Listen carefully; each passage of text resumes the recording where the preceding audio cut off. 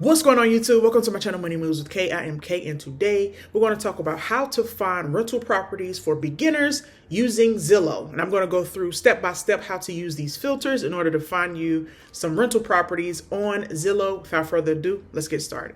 So the first city and state I'm going to start is Mobile, Alabama.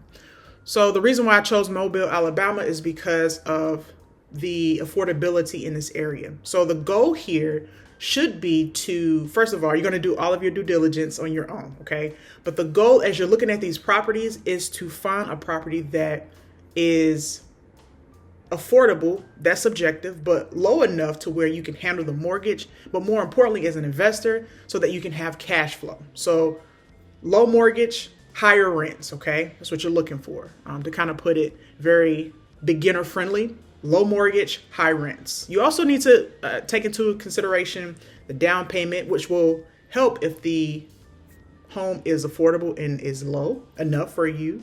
And repairs, taxes, property taxes, a lot of other things go into your price analysis of should you purchase this property or not. However, we'll just kind of get started in the most basic step-by-step guide, okay? So when I put Mobile, Alabama here in the search engine, these properties pulled up. Being honest with you, I've already looked at this property, and I'll tell you why I looked at this property. I'll click it.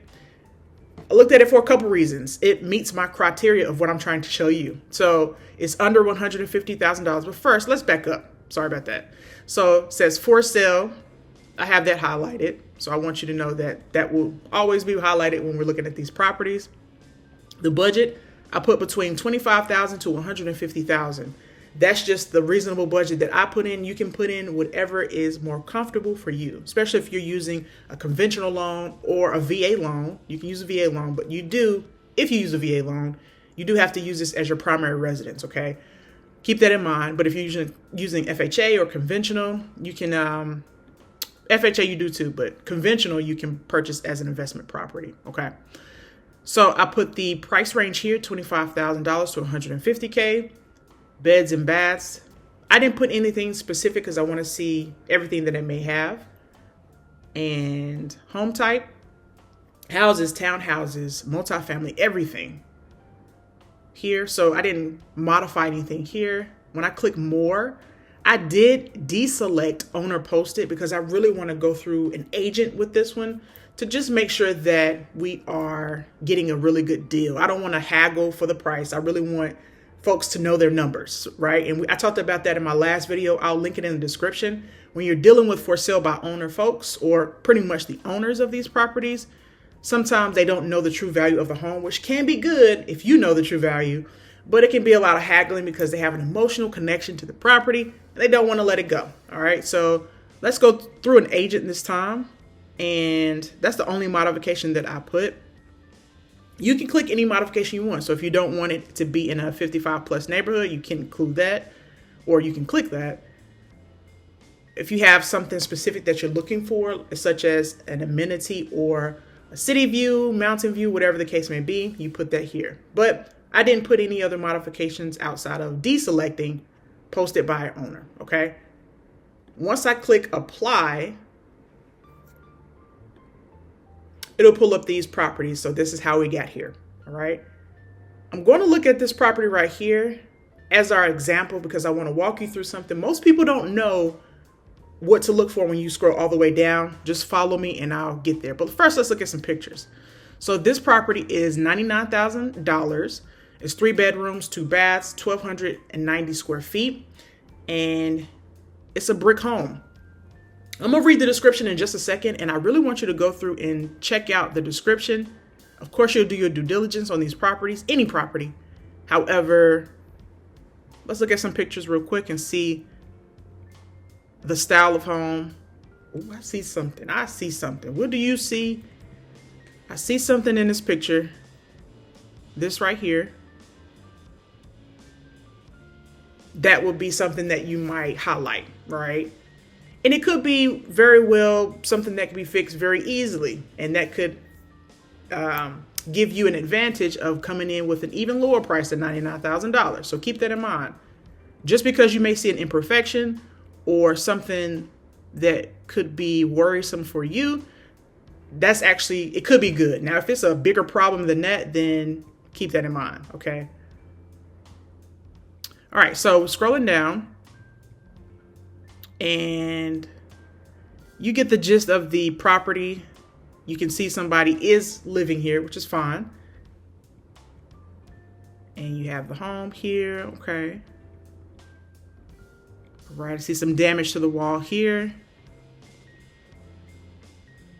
So you would have to have some repairs done to the home, which would impact, okay, it would impact your cash on cash return. It would impact your return on investment as well. But check this.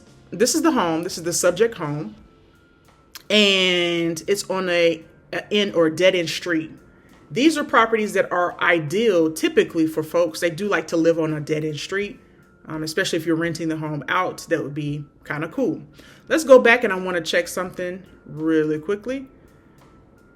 So this home was built in 1950, and it says that the recent upgrades include a roof around 8 years ago, a 2-year-old HVAC system or Havoc, a new gas furnace, hot water heater that's 7 years old, and it goes on to continue to chit chat about what the pros to the home is.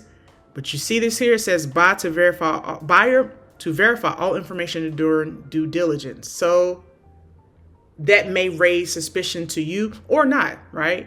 To say, hey, what's wrong with the property? What do I need to know about the property? So due diligence is very important throughout this whole process. Whether you're an experienced investor or a new beginning investor, you have to do your due diligence. Someone in the comments asked me, what is due diligence? It's pretty much you verifying that everything is G to G, good to go before you purchase, okay? And once you get an inspector, that will help out a lot, especially if you do not know anything about repairs or things that need to be done to the property. That could help a lot, okay? All right, so I'm highlighting the property just because I want you to see the amount of rent that you could potentially get in this neighborhood, okay? Now, by the way, these are all estimates. Typically, they may have a zestimate. That's an estimate as well. Sometimes it's correct, sometimes it is not, all right? That's a part of your due diligence to see what are the comps in the area, okay? And your realtor that you have could help you out with that. But scroll all the way down. It says estimated market value. They don't have a zestimate, estimated sales range, but they do have a rent zestimate. This will allow you to see approximately the amount of rent that is being charged in this neighborhood. Now, why is this important? And by the way, you do have to do even further investigation on this number because it may not be correct. But let's just say that it is, okay? So you have your estimate, and it says $1,600. Now, when you're looking at properties, the general rule, of course, you have to do more digging and really know your numbers. But the general rule is to have your rent to price ratio be about 1% to 1.5%. Okay, what does that mean? That simply means that if the home is $99,000, then you want your rent to be at least $990 or more, okay? At least that. That'll be 1% of $99,000. So if we scroll down, we saw that the rent estimate, this is all you need to verify, but the rent estimate is $1,627, which is well above $990. So that means that it could potentially cash flow some money for you. Now, we did see some repairs that needed to happen in the property, okay? So that will impact everything. However, I did want to highlight this feature on Zillow that most investors, especially beginning investors, do not know about, is when you scroll down, you see rent zestimate. It will let you know how much in that neighborhood, approximately how much you can rent the property for. Okay, so this is this property. This is in Mobile, Alabama. I have two more that I want to discuss with you. I went to Longmont, Colorado. If that's incorrect, my apologies. In the comment section, let me know. But this is the property I wanted to focus on really quickly. This is a home that is 2 bedrooms, 2 baths, 1,100 square feet. And it says the home is ready for you How soon can you be? Okay, so it's just telling you all the features of the home, which is really cool, right? Let's go over that price again. $135,000. Cool. Let's look at the pictures really quickly, just like we did the last property. See what we're getting into. All right, so this is a cool little shed that if you're renting the property, you know, the person that is renting could have. That's always an advantage. Now, 2-bedroom, 2-bath can be tricky, right? You typically want to have at least 3 bedrooms, 2 baths. That is just for a bigger family, right? And you want it to be more versatile and flexible. But 2-bedroom, 2-bath, that's pretty nice as well. The interior looks nice from my point of view, but of course, if you are interested in this property, you do your own due diligence. Okay. Spacious. It's clean. So they have 32 photos. I'm not going to go through all 42 unless I can do it really quickly. I like the island in the middle. Very clean, very, very clean, very clean. All right. So let's take a look at the price again. So it's $135,000. Now let's go all the way to the bottom. Let's scroll to the bottom and see what is the potential as far as rent income in that area. The rent estimate is $2,202 a month. I just mentioned to you guys that you want the general rule, okay, is that you want to try to be between 1% of the purchase price. And if you get it for lower than that, that's even better.